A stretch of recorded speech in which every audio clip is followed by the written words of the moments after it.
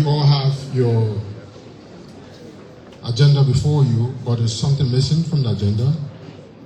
And I will now ask Reverend Langford Chokon to give us an invocation.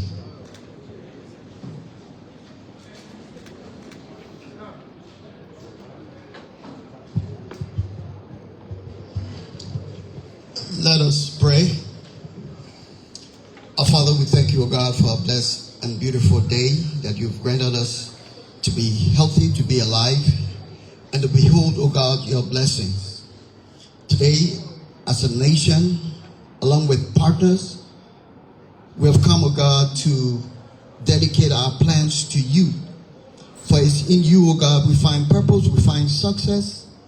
We pray, O God, that even as we discuss, O God, the forward march of this nation, that you will help us, O God, more than everything to change culture, and that we will grow into a people that will glorify you. So we pray, Father, that this plan will be one that will lift your name and will lift the standard among the people. We pray, O God, that it will reach down even to the least in this nation, O God, that they will have hope, and that the next generation, O God, will look back and will honor you and say thank you, O God, to those who... Mr. President, members of the Cabinet, members of the Diplomatic Corps and Consular Corps, other officials of government, distinguished ladies and gentlemen, welcome to the AAID National Steering Committee meeting after the first year. But before we go through the program, I would like to say a few things. We are gathered here today as one. And maybe if my Latin can help, I would like to quote Cicero's proverb in Latin. Pares cum paribus facilime congregator. It means birds of the same feather flock together. We are here together as one team, whether we are partners, whether we are government, whether we are civil society. Because the reason why we gather here is so critical to the future of Liberia and this foundation going forward, that the best way to approach it is by working together. And as the AAID has clearly spelled out, it is both the government, the private sector, our partners, and civil society that will have to work so hard to implement this seminar project for the country. It is a one-year assessment since it was launched. And you know, the AAID actually comes from Vision 2030, which is the overarching vision, national aspiration of the country. It expires in 2030. And since its launch, we've had 3 development plans. We've had the agenda for transformation, we've had the Propo agenda, and now we have the AAID, the arrest agenda for inclusive development. And as you all know, we write beautiful policies, we come with beautiful development agendas and strategies. But the bane of our policy making and development has been the lack of implementation. That is Vision 2030 speaks of getting Liberia towards a middle income status, as well as moving towards the creation of a developmental state or a capable state, a state that can design policies and implement them to the letter. And the good thing about us is that we have a leader who has the political will to drive this. We've had several agenda ideas in the past. We had the open door policy of President Tubman, the Matum address by President Talbot, the Green Revolution by President Dole. We've also had Vision 2024 by former President Taylor. And now we have Vision 2030. As I said, it ends in 2030, but the AAID should be capping Vision 2030. At the end of 2030, in a developmental state. With that, Mr. President, we have before us an agenda. The first on the agenda is the call to order, which will be done by His Excellency. And of course, there will be opening remarks by the Minister of Finance and Development Planning. And then there will also be special remarks by the UN Resident Coordinator, Madam Christine Otumun. And then the President will also deliver special remarks for the day. And then there will be a presentation of the AAID. What have we been able to achieve since it was launched a year ago? More or less a progress report, self-assessment of where we are. What are the challenges? How can we mitigate them? And what have we been able to achieve so far? Which is why it is important that every head of agency and institution should be in this room. After the presentation, there will be a response by the private sector, by Mr. Natty B. Davis, and then the National Civil Society Council of Liberia. You know, civil society is one of the bulwarks of our developmental approach in this country, and we need them on our side to ensure that at the end of the day, whatever we agree, whatever objective we have can be realized. And there will be reflections by several members of the diplomatic corps as well as our development partners. With that, Mr. President, Your Excellency, I turn the meeting over to you.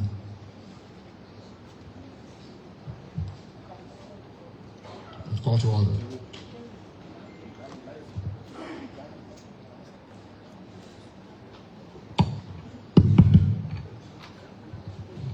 Good morning.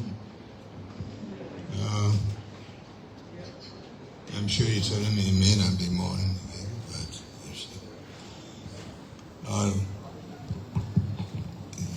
Ministers of Cabinet here, President, our development partners, members of the civil society,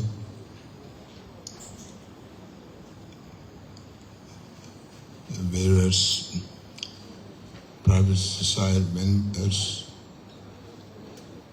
We want to thank you for being here this morning to participate in this very important steering committee meeting. I'd like to take the time now because I'm going to make a remark later.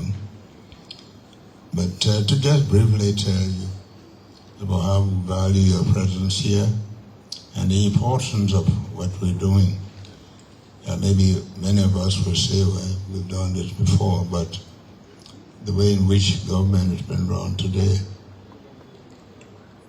that's why we have an inclusive development. And some of the people may not understand that the role they play, whether you are helping as a janitor, whether you're helping to keep the street clean, this is all inclusive. You're valuable.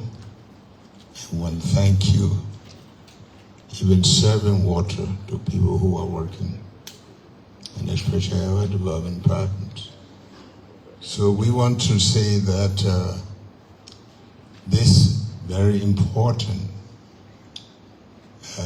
steering committee meeting at this moment is officially open. I want to welcome you and I want to thank you again for being so as we prepare to make our remarks at the right time. I want to call the meeting to order now and declare officially open for business.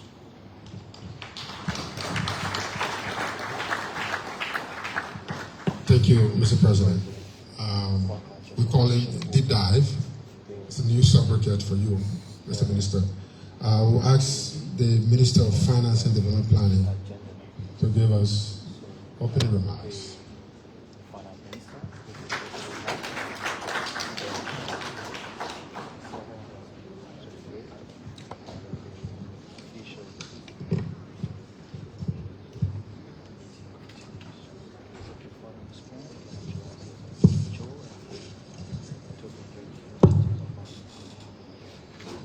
His Excellency Joseph Newman Boakai, Sr., President of the Republic of Liberia, Madam Christine Omotone, UN Resident Coordinator, and other partners here present, His Excellency Ben Yella Augustine Gang, Doyen, other members of the Diplomatic Corps, the Dean of the Cabinet, and other members of the Cabinet, civil society leaders, private sector executives, officials of government, distinguished ladies and gentlemen. Let me begin by expressing my sincere gratitude to His Excellency, the President of the Republic of Liberia, for his steadfast leadership and continued commitment to ensuring that the Arrest Agenda for Inclusive Development, the AAID, remains the central framework for advancing Liberia's development. I also extend my gratitude to all members of the National Steering Committee and every stakeholder represented here today for your continued partnership and commitment to Liberia's development. Today's meeting provides an opportunity to review progress made during the first year of implementing the Arrest Agenda and to consider the draft implementation reports for the first and second quarters of 2026. More importantly, it allows us to assess performance, identify operational challenges, coordination, and accelerate the delivery of results. Distinguished members of the National Steering Committee, the implementation reports reflect both encouraging achievements and areas requiring greater attention. We see improvements across several sectors, undergirded by continued macroeconomic stability. At the same time, the reports highlight challenges that require collective action, including delays in project execution, reporting gaps, capacity constraints, and the need for stronger coordination across institutions. At the macro level, Liberia continues to navigate a challenging global and fiscal environment. Nevertheless, our economic performance during the first year of implementation, that is 2025, and the first half of 2026, shows encouraging results. Over the past year, Liberia's macroeconomic performance has shown encouraging momentum. Real GDP growth increased from 4% in 2024 to 5.1% in 2025, and is projected to reach 5.5% in 2026, aligning well with the growth path outlined in the Arrest Agenda. GDP per capita also improved, rising from $849 in 2024 to $861 in 2025, with projections of $961 in 2026, bringing us steadily closer to the AAID target of $1,050, and I mean US dollars, by 2029. Inflation remained largely contained throughout 2025, staying within single digits. It increased moderately from 3.2% in January 2026 to 5% by June 2026, driven primarily by global fuel price shocks and their pass-through effects on domestic markets. On the fiscal front, public debt remains within sustainable levels, The debt to GDP ratio declined from 56.1% in 2024 to 54% in 2025 and is projected to fall further to 49.6% in 2026, remaining well below the AAID threshold of 56.4%. Finally, domestic revenue performance continues to strengthen. Collections increased from $699 million in 2024 to $848 million in 2025 and reached $761.1 million by June 2026. This trajectory indicates that we remain firmly on course to meet the approved 2026 revenue target of US $1.3 billion. These developments provide an important foundation for the implementation of the AAID. However, macroeconomic stability is only one part of the development equation. The ultimate measure of our progress is the extent to which these gains translate into improved services, greater economic opportunities in terms of job creation, and better living conditions for our citizens and residents.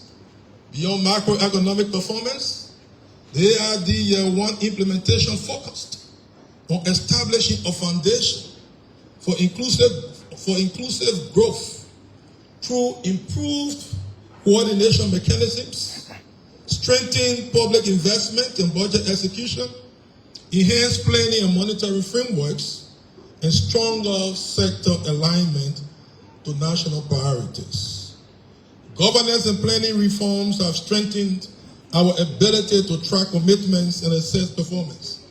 However, implementation assessment shows that progress remains uneven across some institutions, pillars, and programs. While some institutions have demonstrated encouraging performance, others continue to face implementation delays, reporting weaknesses and capacity limitations. These challenges underscore the need for stronger coordination, more effective budget preparation and execution, and timely reporting. It is therefore important that our deliberations today focus not only on what has been achieved, but also on understanding the constraints affecting implementation and identifying practical solutions. The Ministry of Finance institutions to strengthen planning, financing, monitoring, and reporting, while ensuring that scarce public resources are directed with measurable development impact. Our objective is straightforward: to ensure that government programs remain aligned with national priorities and that available resources are effectively translated into measurable development outcomes for our citizens and residents. The recommendations emerging from this meeting will be important in strengthening implementation, improving performance, enhancing accountability, and ensuring that the arrest agenda remains firmly on course to achieve its intended development outcomes. Excellencies, distinguished ladies and gentlemen, we are privileged to have with us today our visionary leader, the President of the Republic of Liberia and Chair of the National Steering Committee for the AAID, His Excellency Joseph Boakai Sr.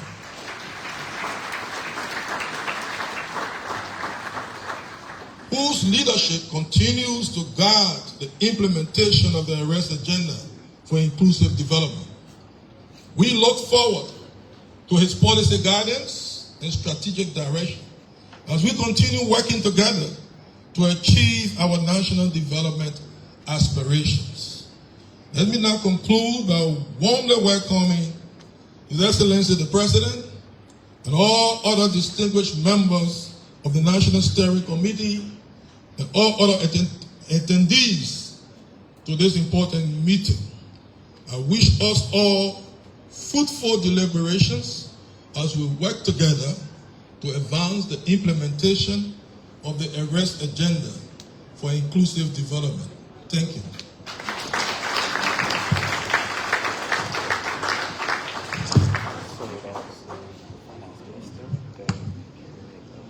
Making a brief remark and an overview of the agenda. Thank you, Mr. Minister of Finance and Development Planning. Mr. Minister of Finance struck several key points. And one is, while we make progress on the implementation of the AAID, the idea is to see how the outcomes have palpable impact on the livelihoods of citizens of this country, which is key. The second point is, while we've made progress, implementation across the different marks are uneven. In other words, some institutions have been able to implement based on interventions, others are still lagging behind, and therefore, we appeal to you to double up. Of course, we need strong coordination in government. It's one of the banes that we have to deal with consistently, how we coordinate among ourselves, especially so when so many marks have their own ambition and they are in a hurry to do things. With this, I would like now to call on, where's my agenda?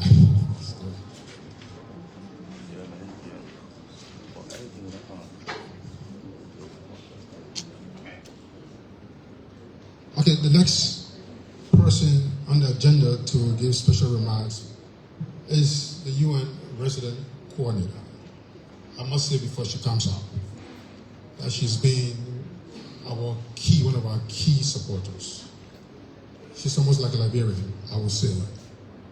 She's always been encouraging the government to work with her office and the partners to ensure that the AAID is achieved.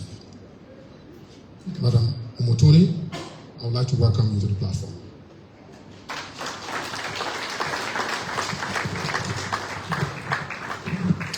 Hey, boss man. Kind of small. Quiet. Madam Christian Omotoni is the UN resident coordinator.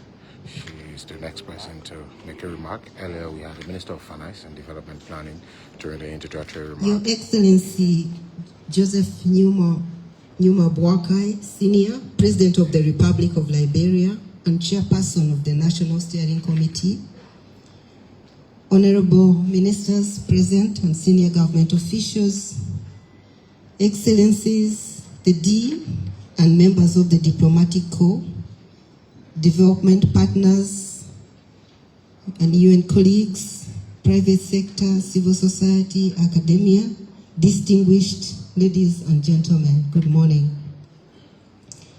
It's an honor to address this National Steering Committee on behalf of the United Nations and partners as we assist in the deliberations of this committee. Allow me first to commend Your Excellency and the government of Liberia for the leadership demonstrated in advancing the arrest agenda for inclusive development. I also wish to recognize the inclusive partnership architecture that has brought together government, development partners, civil society, private sector, academia, and others around a shared vision for Liberia's future. This spirit of partnership, inclusion, and collaboration is really a responsibility that remains one of Liberia's greatest strengths, and we don't take it for granted. Thank you, Mr. President, for including us in this journey. Mr. President, I reflect on today's meeting and I'm reminded of other important similar moments, like the inclusive the extensive, inclusive, and consultative process that shaped the arrest agenda for inclusive development. Together, we defined a national vision and established a roadmap for Liberia's next midterm plan. And I also remember the inaugural steering committee, which took place in 2024, when AAID was formally endorsed and later launched. This vision has been critical in guiding every partner you see here in their planning, allowing us to align with national priorities. Then there was also the Government and Development Partners Retreat that took place last year in 2025. It convened at a time when the development landscape was changing significantly, following major shifts in traditional development assistance, especially when USAID withdrew support. The retreat again brought together government development partners and the government itself in the lead. It brought together private sector, civil society, academia, and other stakeholders for 2 days around the common question: how do we finance and deliver the ambitions of AAID in a more challenging global environment? A strong consensus emerged around stronger coordination, national ownership, investment in people, private sector engagement, domestic resource mobilization, innovative financing, and mutual accountability. The AID coordination workshop, which took place early this year, echoed the same messages. And I think there was a consensus that there should be a very good integrated national financing framework which helps bring all this together. And I would like to thank the Minister of Finance for having initiated this process of having an integrated financing framework to be delivered soon. Today's National Steering Committee represents the next stage of that journey. If the first steering committee was about launching the national plan, today's meeting is about implementation and results. It's an opportunity to take stock of progress, identify lessons, address bottlenecks, and reaffirm our collective commitment to delivering for the Liberian people. And I won't go into the details because the Minister of Finance has already given us some information in his speech, and later on he will be presenting the progress report itself. But I want to say that monitoring the performance of individual ministries and individual institutions is good, but monitoring the AAID as a whole takes us to the next level. That is why this annual steering committee meeting is so important. It provides the space for whole of government performance review, collective accountability, and course correction.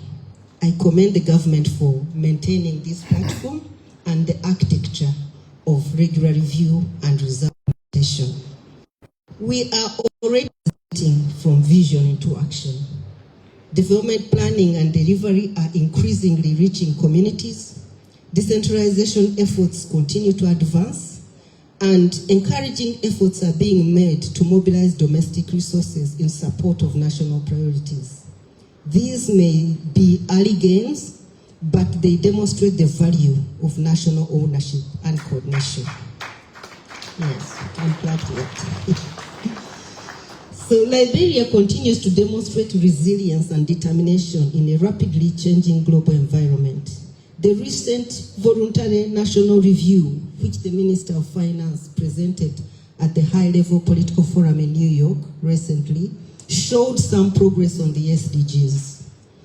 And also, the country's continued democratic consolidation and growing international profile all remind us that the nation continues to move forward despite significant challenges.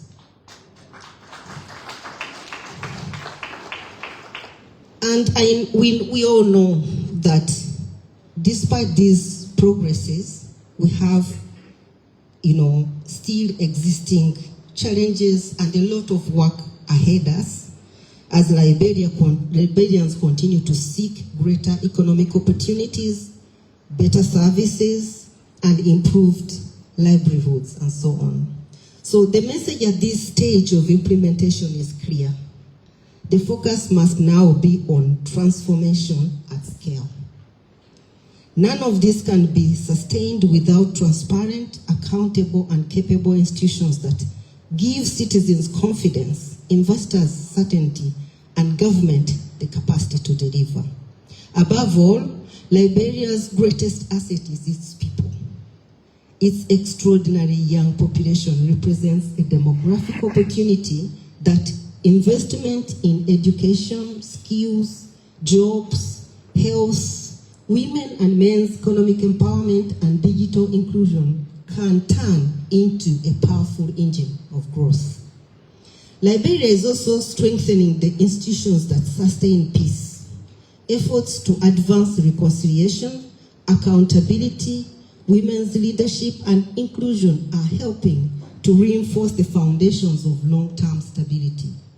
These investments in governance, rule of law, peace, social cohesion are all not separate from the development agenda. They are the foundation to achieving it.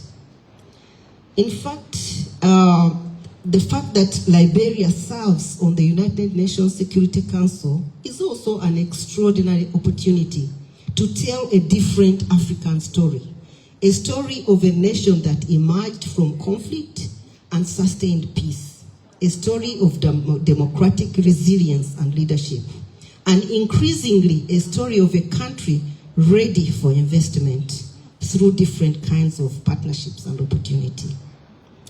Mr. President, that matters because the world around us has changed, the development model is changing, official development assistance is declining, traditional donors are recalibrating, and development relations are becoming more strategic, investment-oriented, and increasingly focused on results. Countries are competing not only for the dwindling aid, but for investments too, so Liberia must adapt. We must move from funding development to financing development, broadening the financing architecture beyond grants to domestic resources, climate finance, private investments, innovative financing instruments, and stronger partnerships. We must move from fragmented projects towards transformative investments capable of being operated on a very large scale. The question can no longer be only who will fund the development programs. Rather, it must increasingly be how do we structure these development programs into investment cases so that different sources of capital can finance them. That's why the proposed integrated national financing framework and the new development cooperation policy initiated by the Ministry of Finance are so important. Together, these tools can provide the architecture for a new generation of development partnership, bringing government, partners, international finance institutions, investors, foundations, private sector, and the diaspora around national priorities. The United Nations and partners must also adapt to this reality. Our contributions cannot be measured only by the resources that pass through programs. It must increasingly be reflected in our ability to convene more partners, provide technical expertise, support the process of de-risking Liberia, unlock other partnerships, and help mobilize financing at a scale far greater than our own resources to transform Liberia to the next level. This is the transition from funding to financing. But there is another transition we should make, from small projects to large flagships. Together we should identify a number of nationally owned flagship investment cases, catalytic and capable of changing Liberia's development trajectory. For example, in areas of human capital development, economic transformation, food systems, digital transformation, climate resilience that can attract partnerships and finance at scale. Liberia should be open for business and the world should know it. We must bring the world to Liberia. And Liberia possesses the assets the world increasingly values: a young population, abundant natural capital, strategic location, remarkable peace-building story, democratic resilience, and growing international visibility. These are not simply national attributes. They are part of Liberia's investment proposition. This is also why Liberia's growing international profile, including its UN Security Council membership, provide an opportunity to showcase the country's potential, attract new partners and investment, and we must continue rebranding Liberia as a destination of opportunity, because it is. Mr. President, as I conclude, allow me to emphasize those 3 points. First, we must accelerate delivery so that every county sees progress and every community feels it.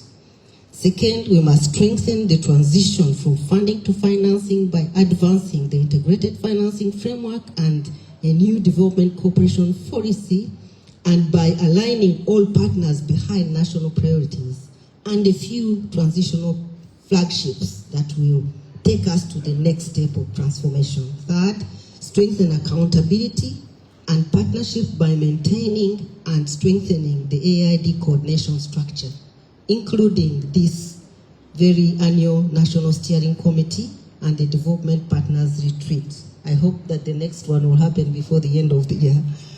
So together, collectively, let's deepen our partnerships and keep implementation of AAID firmly on track, because we know Liberia's future will not be determined by the amount of aid it receives. This is going down. It will be determined by the institutions it builds, the people it empowers, the investment it attracts, and the opportunities it creates. Liberia's journey in peace building has already shown the world what this country can achieve.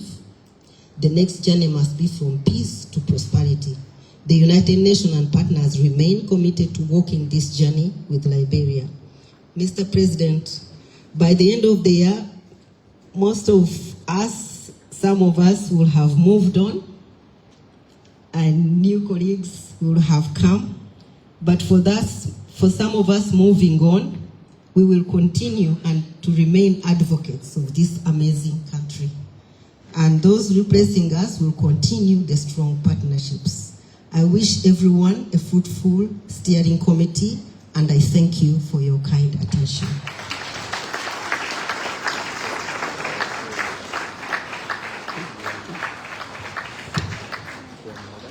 Madam Christian Omotoni is the UN Resident Coordinator here in Liberia, speaking here at this National Steering A round of applause again. for the National Development Plan. I wasn't wrong when I said she's a friend to this country, and it's also emphasized the point that, you know, we are here as birds of the same feathers because we have the same goal and objective. The resident coordinator made some important and poignant points with respect to our development. I would like to focus just on a few. First, I will go back to her conclusion where she re-emphasized 3 key points. Accelerating delivery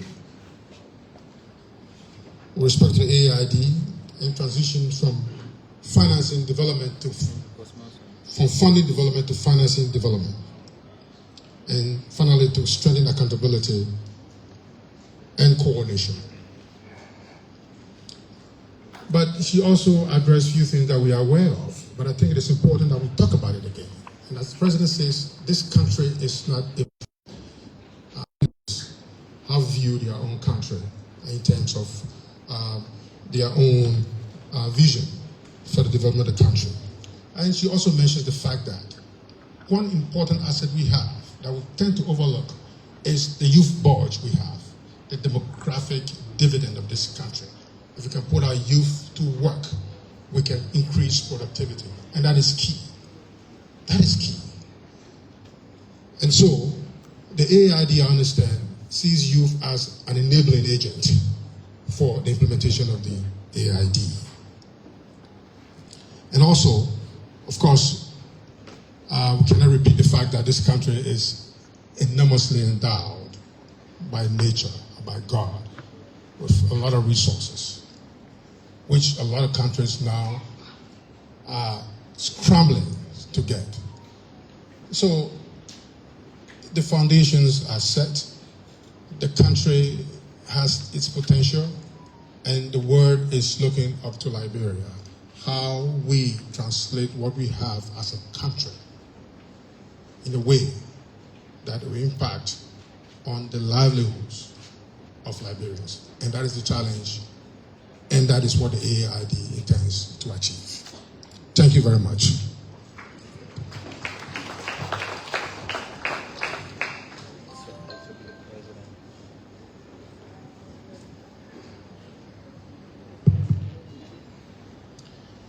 Members of the President's Cabinet, Mr. Doyen, and members of the Diplomatic Corps, Madam Resident Coordinator of the United Nations System, and heads of international organizations and other development partners, heads of public corporations, autonomous agencies, and state-owned enterprises, the Honorable the Mayor of the City of Monrovia, and members of the municipal institution, Mr. Commissioner General of Liberian Immigration Service, and heads of paramilitary institutions, Mr. President, and members of Liberia Chamber of Commerce, Mr. Chairman of the National Civil Society Council of Liberia, and representatives of civil society organizations, other invited guests, members of the press, distinguished ladies and gentlemen. I have the honor at this time to present to you His Excellency Joseph Newman Boakai Sr., President of the Republic of Liberia, and Chair of the Steering Committee, to deliver a special statement on this occasion.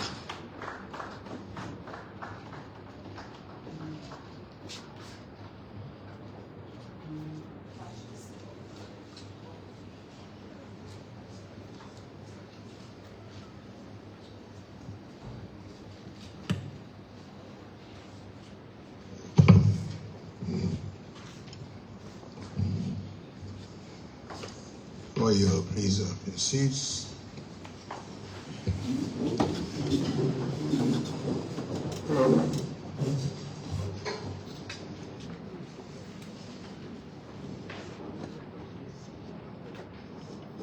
Members of the Cabinet, Your Excellency, the UN Resident Coordinator, our development partners, members of the Diplomatic and Consular Corps, private sector, civil society members, members of the National Steering Committee,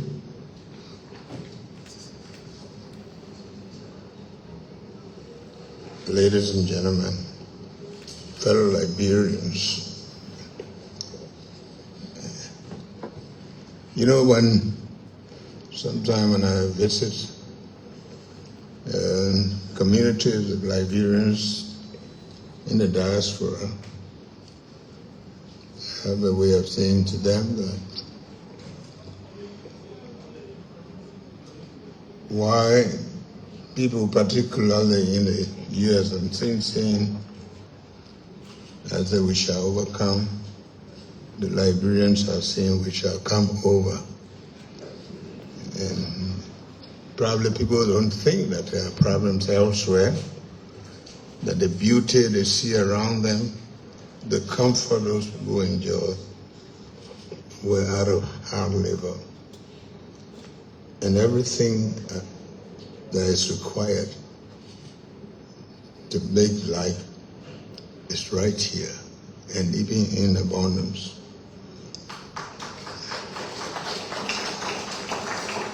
But sometimes, again, we, in our national anthem, we say, with God above our right to rule, go over or prevail.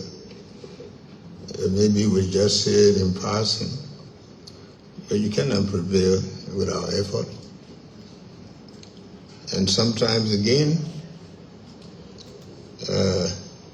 I remember when I was in government, we had poverty reduction strategy.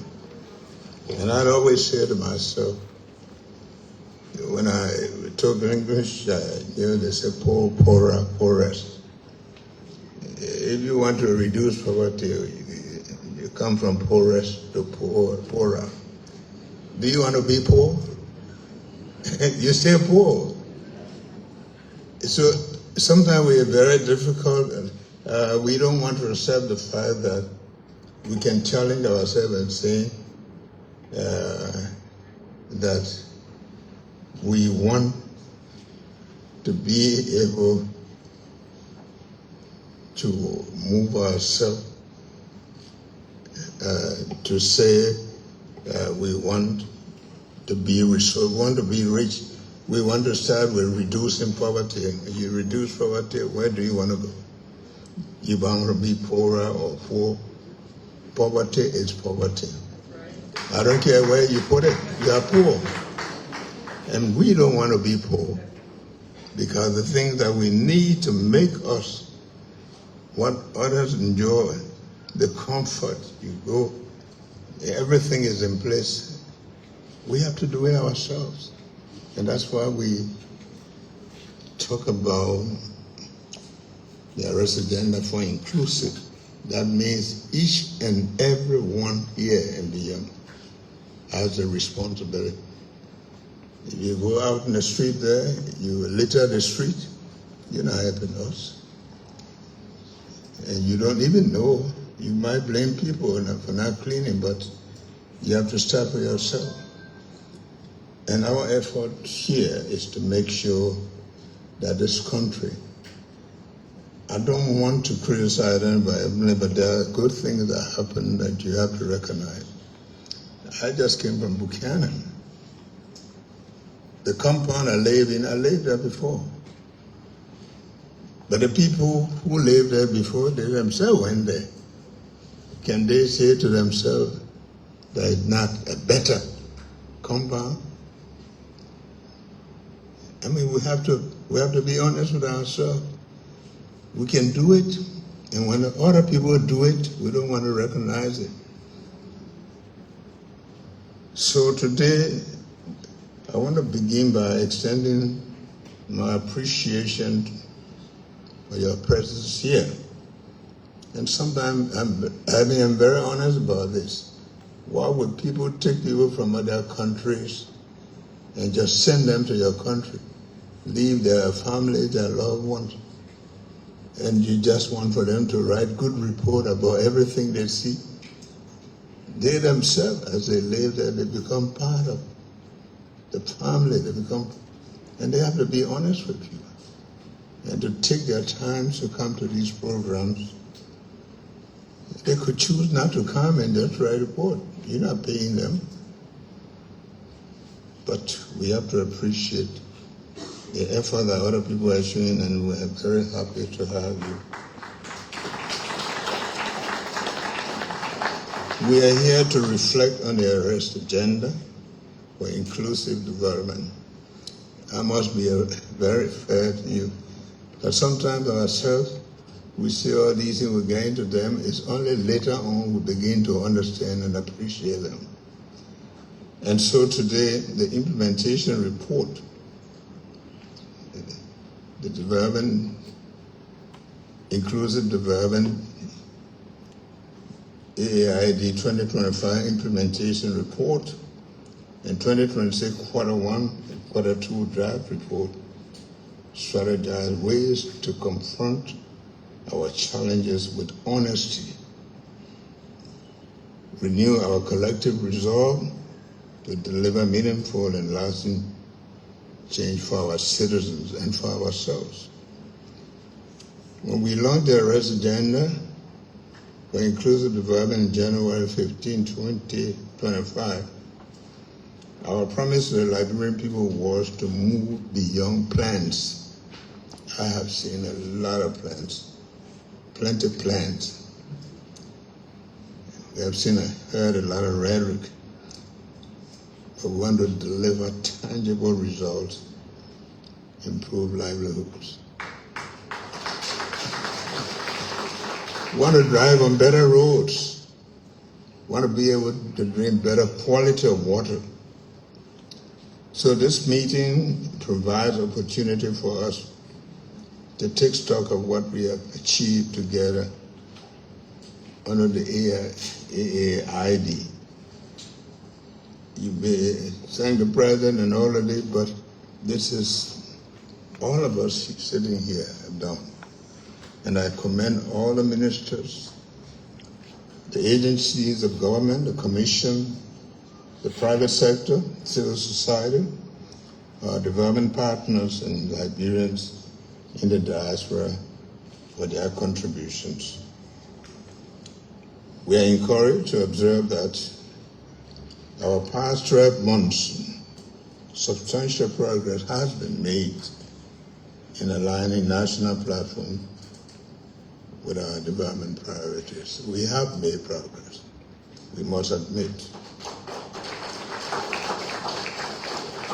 Furthermore, the enhanced coordination among institutions and the vigorous efforts to mobilize resources for key interventions demonstrate a strong commitment to advancing these goals. I must admit that there are ministries where you have ministers. These ministers may travel several times.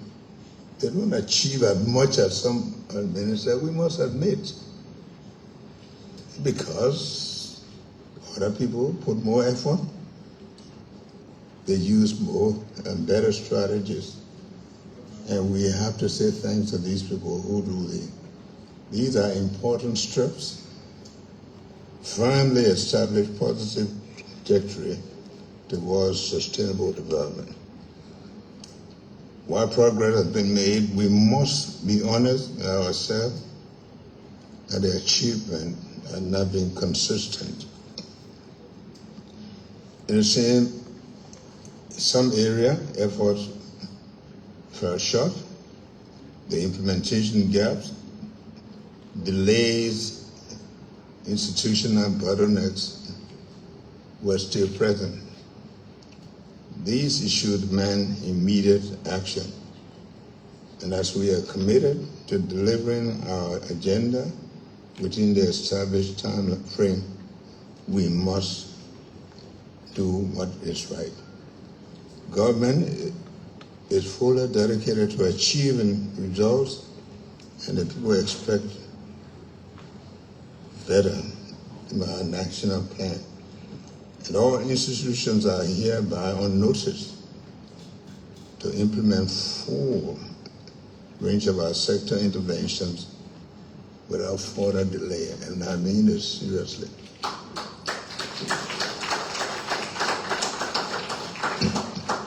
You could ask all the permission to travel. Sometimes we don't want to say no, but we also see the effect on your productivity.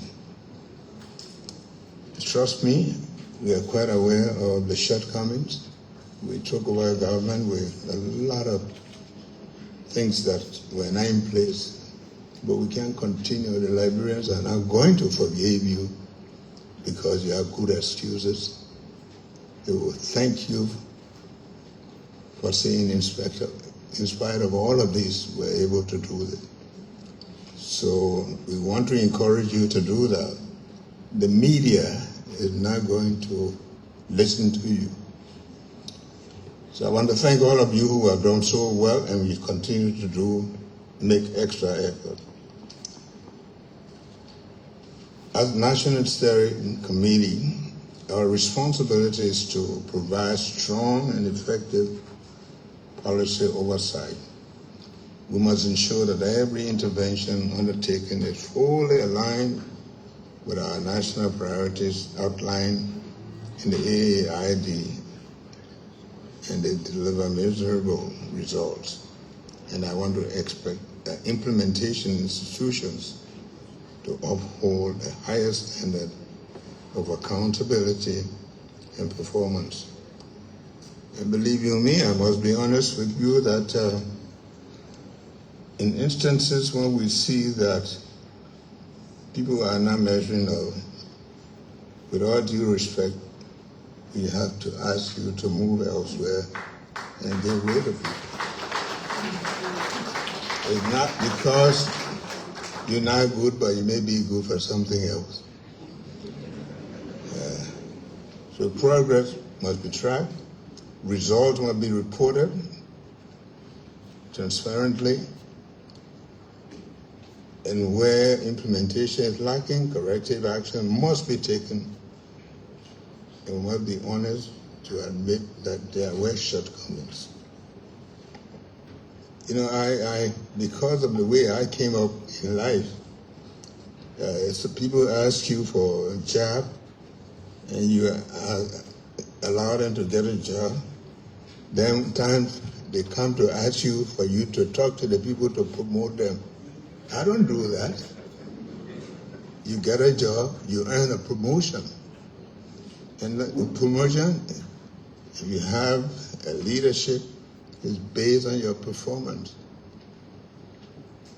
So the meeting must serve a powerful platform for critical policy decisions and forward-looking guidance.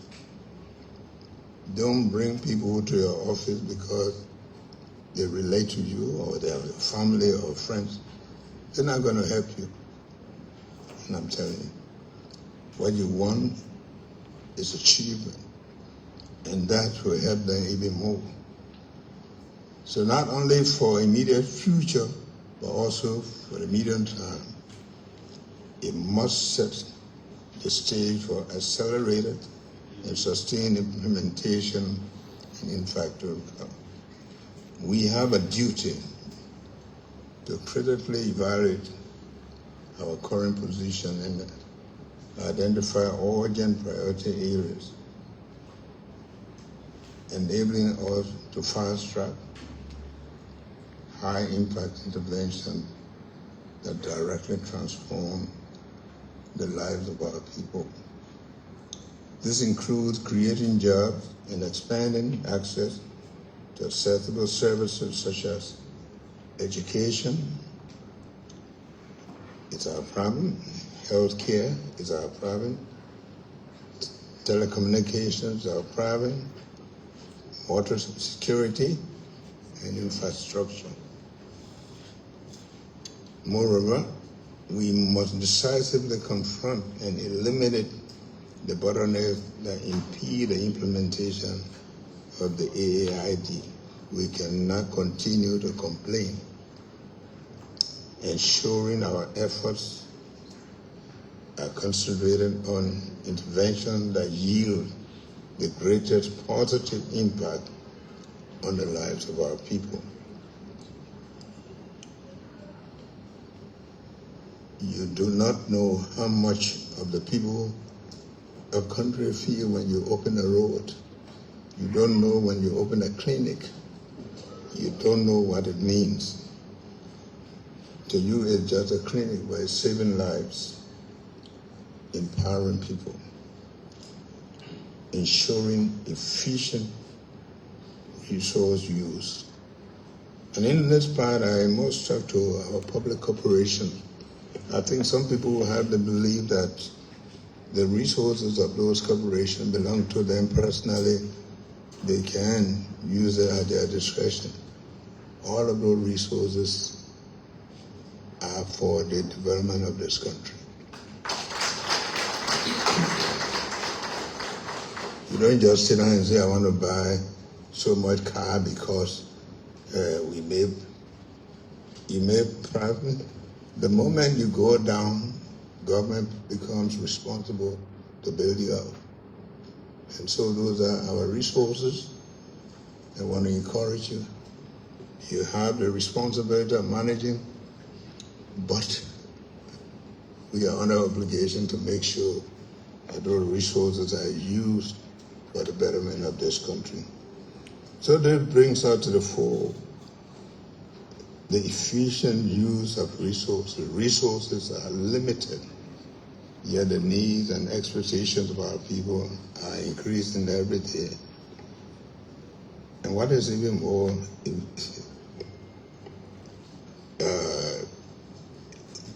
encouraging to know is that the moment you start doing something better, people require better.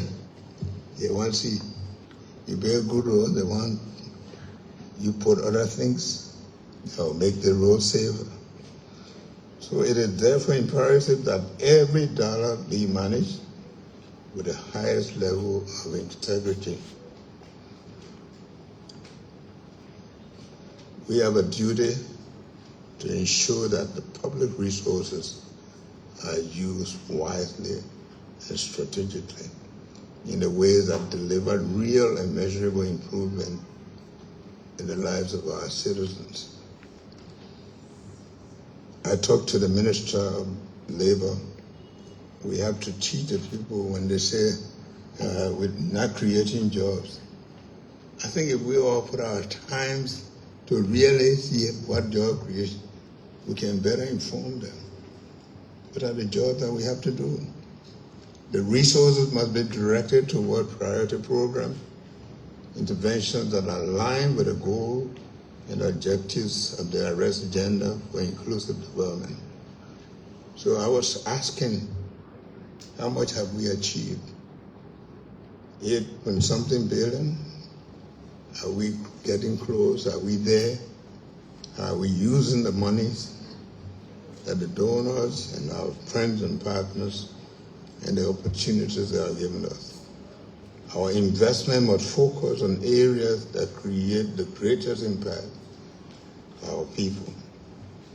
And we must make sure in the private sector that Liberians who are competent, honest, and have record of delivering, given a chance. They are not spectators.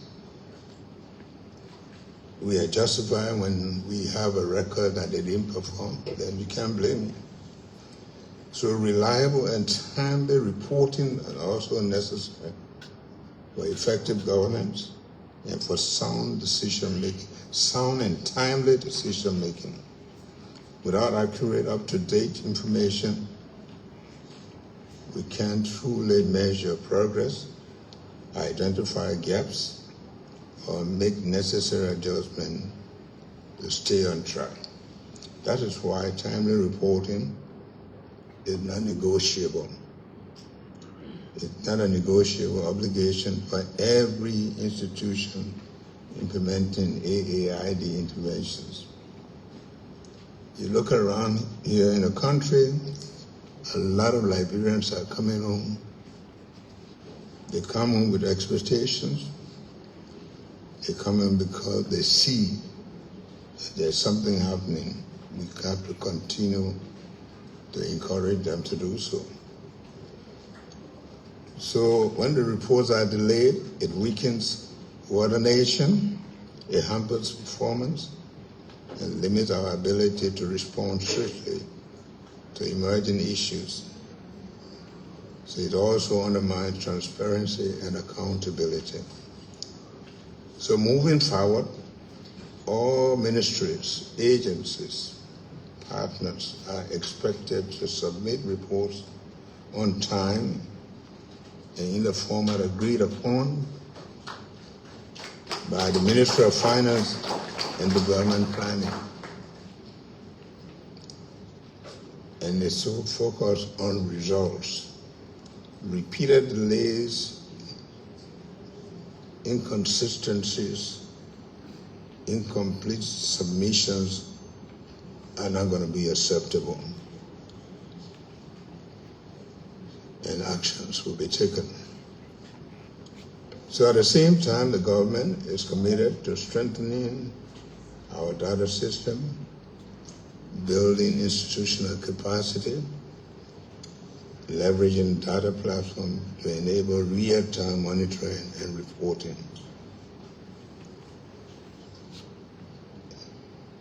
Some of the people make it very difficult to do reporting account, and that's why they don't want a system. If you don't want a system, of course, then you don't want people to check. But you can do it at home. But in this government, we're going to do that. Our vision is to develop an integrated system that supports timely reporting and informed decision-making at every level. All of us who watch football have seen. At the end of the game, when we lose the game, we sit and it doesn't help you. The game is over. And that's why when you're in the game, that's when you play, supposed to play. So I count on everyone to provide regular, high-quality report to empower the steering committee to oversee effectively, make informed decisions, and hold all actors accountable for results. The success of the arrest agenda cannot be achieved by government alone. As pursued by all nations, the transformation we seek demands strong partnership across all sectors. So I would like to thank our development partners again for their continued support to Liberia's development agenda and transformation. Your contributions are always welcome, and I urge you to further align your programs and resources with our national priorities so that together we can eliminate duplications, maximize impact, and accelerate sustainable development.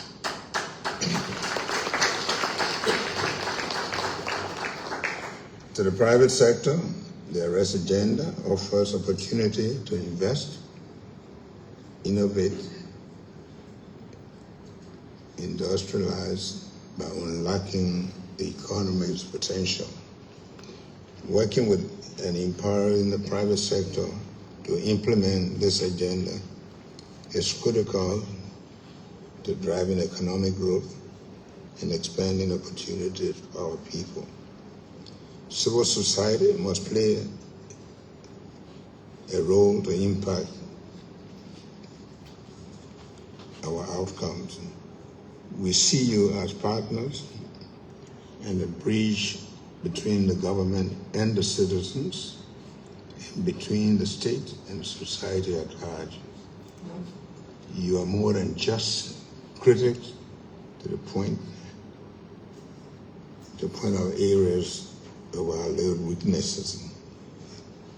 In this regard, we will deepen cooperation with you at the nexus of our planning and implementation to ensure that institutions deliver on proposed interventions. I want to thank all of you again. This is a very important gathering and something that we believe is good for the country, is good for all of us. But your presence here shows your commitment and your love for the progress of the country. God bless you. I want to thank you again today.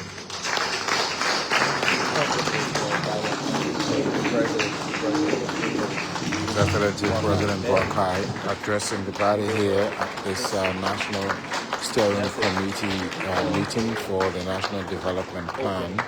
That's the arrest agenda for inclusive development. The President will make his way to his seat now as he shakes the hands of international partners here. The President is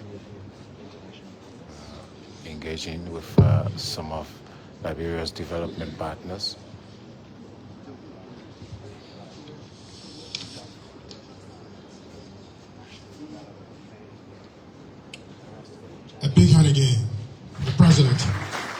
leader of the vision in the country.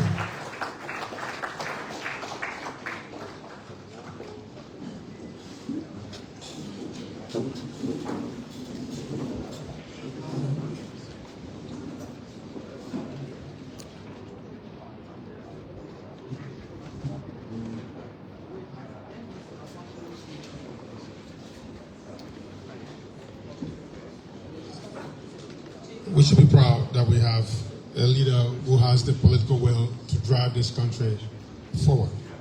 And thank you, Mr. President, for all you do for our country.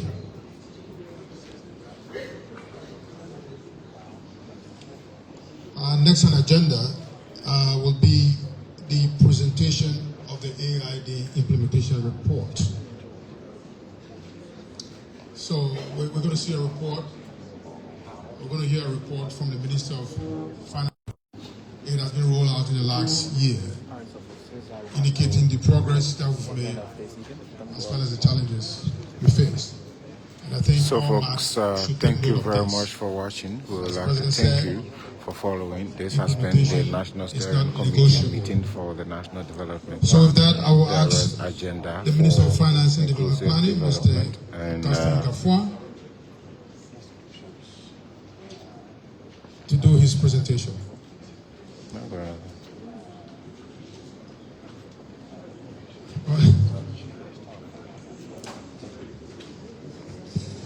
Thank you, Mr. DG.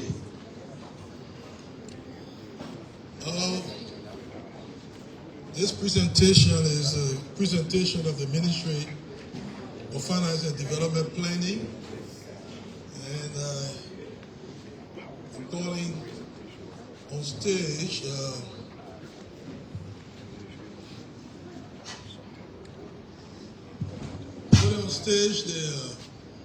the Deputy Minister for Economic Management, Honorable Depu Yampie Zuo, and the Assistant Minister for Planning, Honorable J.O. Wellington Bachu. They're going to present the report, and I'm going to give backup support. So let me turn over now to our Chief Economist, Honorable Zuo, assisted by Assistant Minister Bachu. Thank you, Minister. Your Excellency, our distinguished partners, members of the Cabinet, this morning we are delighted to present to you the product of all of us effort according to the President's statement. What we're going to be doing, I'm going to be starting with the overall performance and of the economy and that of the economic transformation, and the next phase will be done by Mr. J. Wellington Baju. But before we go into the presentation, personally, Mr. President, I just want to say with a humble heart, and some days I sit for the past 2 weeks to be in tears, but in 2021 I met you at your house. You have your paper, and you said you would take over this country. You started with rural agriculture, and you said, let's work together. Over the years, 22, and we sell our vision. Sometimes I say in your absence, when someone said this, it's not for him. Because he has his plan, it's not for the party. But he has a vision. Now we want to show you the product from what we have done so far. Donzo? We have, first of all, we have 388 interventions. When we're designing the plan, we look at the payload and we look at the interventions. And our focus as various ministry and agency is to look at what we have had as our target. As you heard the President say, all of the activities we do, we focus more on the intervention to ensure that we meet our target for the AAID. Of the target, we have 250 ongoing interventions, which constitutes 64.9%. And we have 101, which obviously have not started, and which is 26%, meaning that either it has not started or the respective agency has not submitted the report, because we don't want to make a number that is not in here. Implementation ratio per pillar is clear here. That first, you will see on the diagram we got completed, ongoing, and not started. For pillar 1, economic transformation, we have 8 interventions completed, 62 ongoing, and 13 have not started. We have infrastructure, we have 3 completed, 37 interventions ongoing, and 9 have not started. Rule of law, 2 have been completed, 17 ongoing, and 15 have not started. Governance and anti-corruption, we have 3 completed so far intervention, and we have 40 ongoing, and 15 have not started. Environmental sustainability pillar is very much key. We have actually, in terms of projects, they are all ongoing, but we have 24 interventions ongoing, and 6 have not started. Most importantly, the human capacity, which is the anchor pillar, is the main one. We have 17 interventions completed, 70 ongoing, and 43 are not started. And one thing we want to make it clear here is that some of the projects that have not started, it's all due because of lack of information, lack of report, particularly from higher institutional learning. In terms of secondary education report, we are receiving these, and it's very much important for us to let you know, particularly for those in the tertiary institutions. Mr. President, with this intervention, we are now saying that in terms of rate, it's clear that much have been done, but on the overall, 8.8% completed on the overall for the first 1 year.